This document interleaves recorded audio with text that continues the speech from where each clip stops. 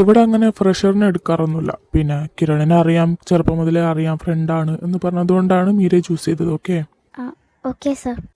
ഇവിടെ 3 മാസം ആദ്യം തനിക്ക് ട്രെയിനിങ് ആയിരിക്കും. ആ ട്രെയിനിങ്ങിന്റെ പെർഫോമൻസ് അനുസരിച്ചിരിക്കും തന്നെ ഇവിടെ പെർമനന്റ് ആക്കണോ വേണ്ടോ എന്ന് തീരുമാനിക്കും. ഓക്കെ. സോ അതിനനുസരിച്ച് താൻ വർക്ക് ചെയ്യുക. പിന്നെ പ്രധാനപ്പെട്ട ഒരു കാര്യം, പഞ്ച്വാലിറ്റി, അത് കറക്റ്റ് ആയിരിക്കണം. ഓക്കെ. താൻ ഇന്നല്ലേ നാട്ടിൽ നിന്ന് വന്നേ? അതെ സർ. അപ്പോൾ ഇന്ന് കിരണിനോടെല്ലാം ചോദിച്ച് മനസ്സിലാക്കിയിട്ട് തനിക്ക് പോവാം. നാളെ തൊട്ട് ജോയിൻ ചെയ്താൽ മതി. Okay, you can go now. Okay, thank you sir. കഴിഞ്ഞോ? എങ്ങനെ ഉണ്ടായിരുന്നു ഇന്റർവ്യൂ? അവിടെ ഇത്രയും നേരം എങ്ങനെ ഇരുന്നെന്ന് എനിക്ക് മാത്രമേ അറിയൂ. അതെന്താ നിനക്ക് അങ്ങനെ? എന്തേ, ഭയങ്കര പേടിയായിട്ടാണോ അതിനകത്തിരുന്നത്? പിന്നെ അല്ലാതെ, എൻ്റെ നല്ല ജീവനും കളഞ്ഞാ ഞാൻ അതിനകത്തിരുന്നത്. എന്നിട്ട് എന്തോ ആയി? അത് നിന്നോട് ചോദിച്ചെല്ലാം മനസ്സിലാക്കിയിട്ട് നാളെ തൊട്ട് വന്ന് ജോയിൻ ചെയ്താൽ മതി എന്ന് പറഞ്ഞു. എന്നോട് ചോദിക്കാൻ പറഞ്ഞോ? നിന്നോട് തന്നെ.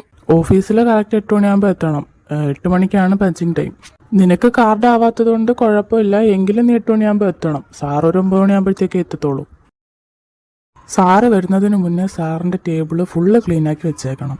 പിന്നെ സാറ് വരുമ്പോഴത്തേക്കും കോഫി കൊണ്ട് കൊടുക്കണം. സാറിൻ്റെ ഷെഡ്യൂൾസൊക്കെ നോക്കി പറഞ്ഞു കൊടുക്കണം. മീറ്റിങ്ങുകളെല്ലാം അറേഞ്ച് ചെയ്യണം. അതിന് വേണ്ട പ്രിപ്പറേഷനൊക്കെ ചെയ്തു കൊടുക്കണം. അതൊക്കെ തന്നെ നിൻ്റെ ജോലി. പിന്നെ സാർ എവിടെയൊക്കെ മീറ്റിങ്ങിന് പോകുന്നു അവിടെ എല്ലാം നീയും പോവേണ്ടി വരും. നീ എത്ര നിസ്സാരമായിട്ടാ ഇത് പറഞ്ഞു നിർത്തിയേ? അല്ല, നീ ഇപ്പം എങ്ങോട്ടാ പോകുന്നത്? ഇവിടെ വന്ന് നീ അതിന് മുന്നേ താമസ സ്ഥലമൊക്കെ സെറ്റാക്കിയോ?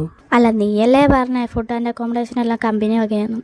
അതിനെപ്പറ്റിയൊന്നും സാറ് പറഞ്ഞില്ല. അപ്പോൾ പിന്നെ ഞാനൊരു റൂം ബുക്ക് ചെയ്തു.